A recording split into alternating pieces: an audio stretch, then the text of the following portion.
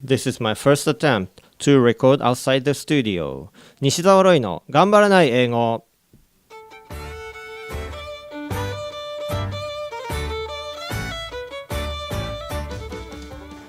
このコーナーはイングリッシュドクターの私、西澤ロイが英語を使って活躍している様々な方にインタビューするコーナーです。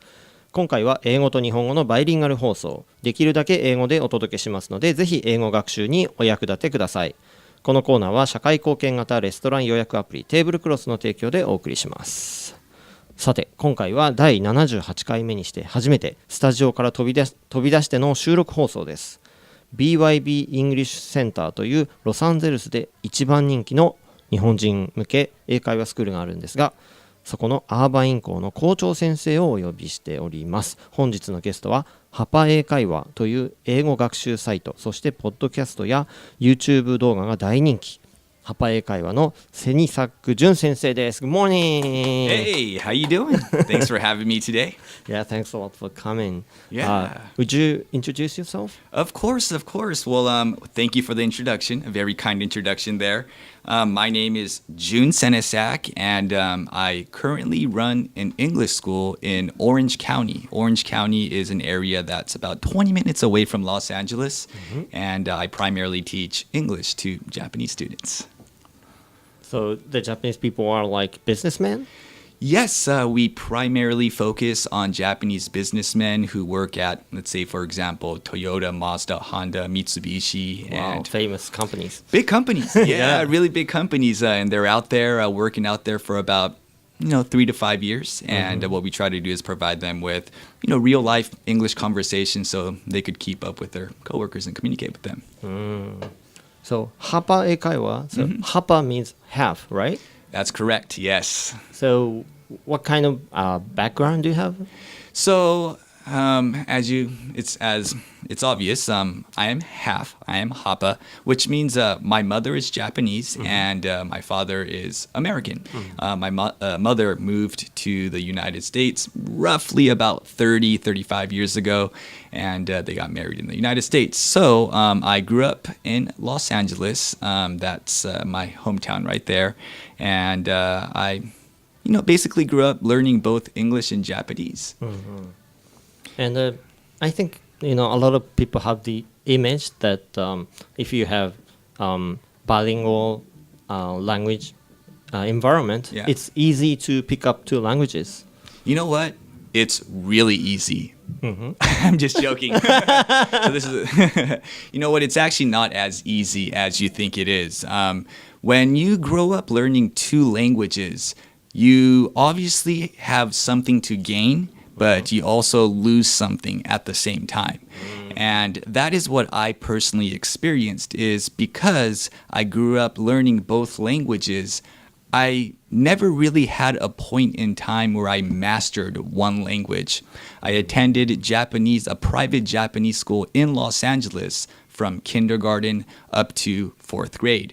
And in 4th grade, I actually couldn't speak any English because I attended a full-time private Japanese school.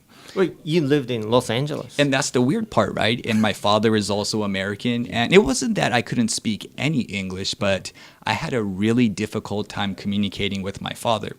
So I had my mother come in as like an interpreter almost. Interpreter. And in-house interpreter. Yes, exactly, right? And I'll be like, ねえお母さん、お父さんに明日公園に行きたいんだけど言ってくれるっていうのをお父さんに英語で伝えてもらって Wow. And that was the really hard part because there were a lot of things I wanted to say to my father, but I couldn't. And there was that Japanese identity that I carried up until that point. And I even thought that I was full Japanese up until 4th grade.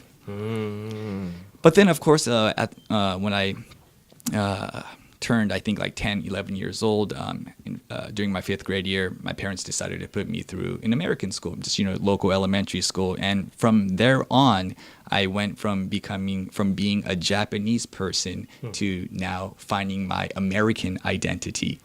And then I started losing my Japanese, and then I started becoming fluent in English. And it's this balance or imbalance, whatever you want to call it, that I had to kind of go through all the way up until really right now. And in terms of, which one is my mother tongue, it's very hard to say because I grew up learning both languages. I feel very comfortable speaking both languages. But which one do I feel more comfortable speaking? Obviously, it's English. And till this day, if I don't continue to study, especially Japanese, very easy to forget. なるほど。Very interesting. Yes, yes, it is. Yeah. And that kind of experience influence your, the way you teach English, right? Huge influence. Now that I look back, in retrospect, being in an environment where I am constantly adjusting to the rest of the crowd. So when I went into Japanese school, I was seen as a gaijin. When I went into my American school, I was seen as a gaijin. So I never had a place where I felt like I was part of the group. So I had to do my best to try to fit into the crowd. So I was constantly, 日本語で言うと認められたいっていう気持ちが子供の時からずっと強くて、it was a difficult adjustment for me. So how that influenced me was as I became older, I realized that it's very important to understand there are many people from many different backgrounds going through many different things that you don't know about. And it's very important to understand who they are and don't make any judgments. And in terms of teaching, I learned that it's important to make other people feel important. And when students come in and they have a hard time speaking English, and when you go to a foreign country and you have a hard time communicating, sometimes you feel like you're the less important person. You kind of get shoved to the side. But when the moment you feel important and you could give that confidence to the students, all of a sudden you start becoming more confident, you start wanting to speak more English. So those are just kind of the things that I decided to or my foundation right there is to not judge anybody, have an open mind, and just be adaptable to any kind of situation that I'm put in. Wow, I wanted to have that kind of teacher, on the first day I went to the United States. I mean, when I was a senior, I went to college there, and on the first day, I wanted to go back to Japan.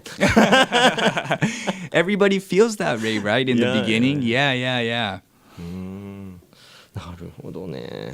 So, what kind of advice do you give to Japanese, businessmen who came to Los Angeles?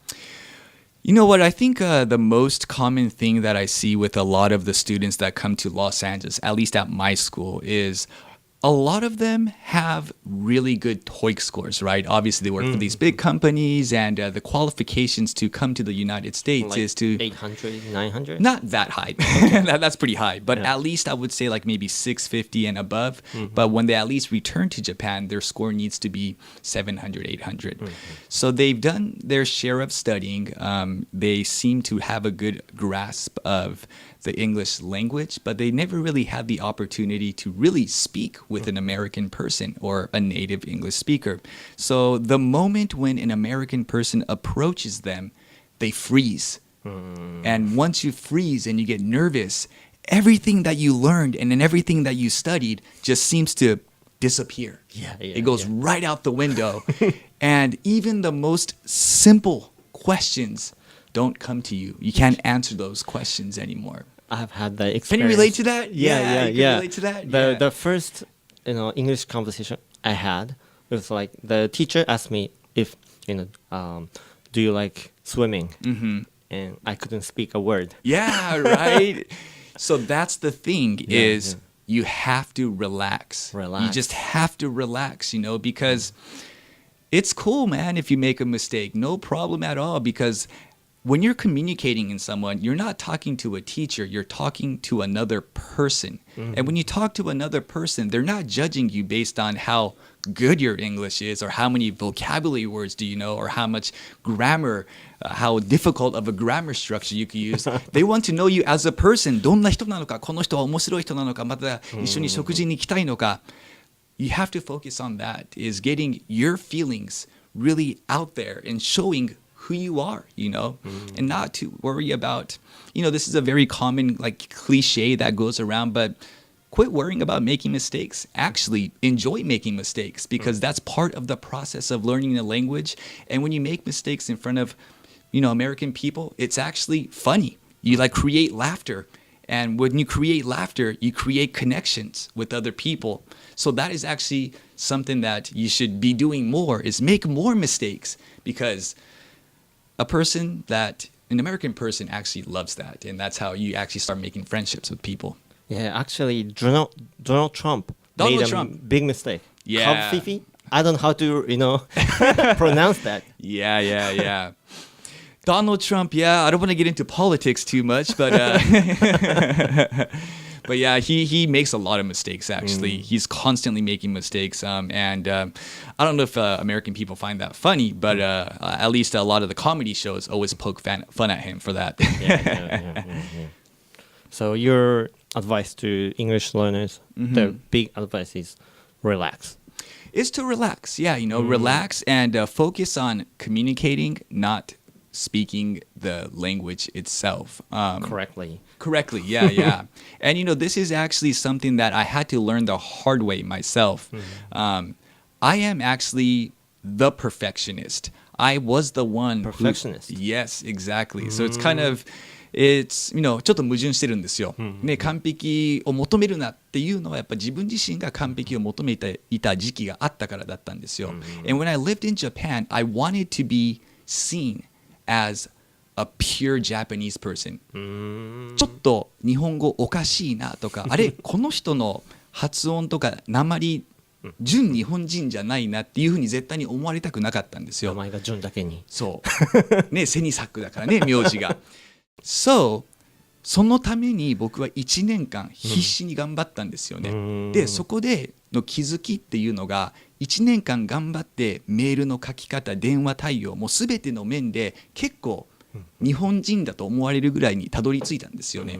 だけどそこで気づいたのが、疲れたんですよ。これって僕じゃないなと。で僕っていうのはそういう日本人ではなくて、やはりI'm half American and I'm half Japanese and I have to show that to myself. じゃないとメールとかを書くときに結局何が起こるかっていうと、ジュンさんからのメールだっていうのが一瞬で分かんないんですよね。だけど自分らしく書くと、Oh, this is from Roy, this is from June. You have your identity. So you don't want to be like everybody else. You want to be yourself. So the message here is,You know what? Be yourself. 日本人らしく日本人らしく英語をどんどん喋っていきましょうっていうことですね。Because that's who you are. いや素晴らしいメッセージを。So if learners want to find you on the internet, how do they? The best way is you could go to hapaekaiwa.com or you could also find me on Instagram. It's hapaekaiwa. I have a YouTube channel, hapaekaiwa, podcast, hapaekaiwa. So just go on Google and type in hapaekaiwa and I have a bunch of English materials that you could study through. 非常に大人気のポッドキャストとYouTube 動画やってらっしゃいますので、ぜひ皆さんご覧いただけたらと思います。ということで、もう時間あっという間ですね。That was fast. Yeah. 15 minutes, man. It just kind of goes by like that. Yeah. ということで、本日のゲストはハパ英会話のセニサック・ジュン先生でした。Thanks a lot for coming. Thank you very much. I had a really good time. Yeah, thank you. Thank you. 以上、西澤ロイの頑張らない英語。お届けしましたのはイングリッシュドクター西澤ロイでした。次回の放送は7月8日となります。See you on July 8th. Thanks a lot for listening. Bye bye. Bye. 西澤ロイの頑張らない英語。このコーナーは社会貢献型レストラン予約アプリテーブルクロスの提供でお送りしました。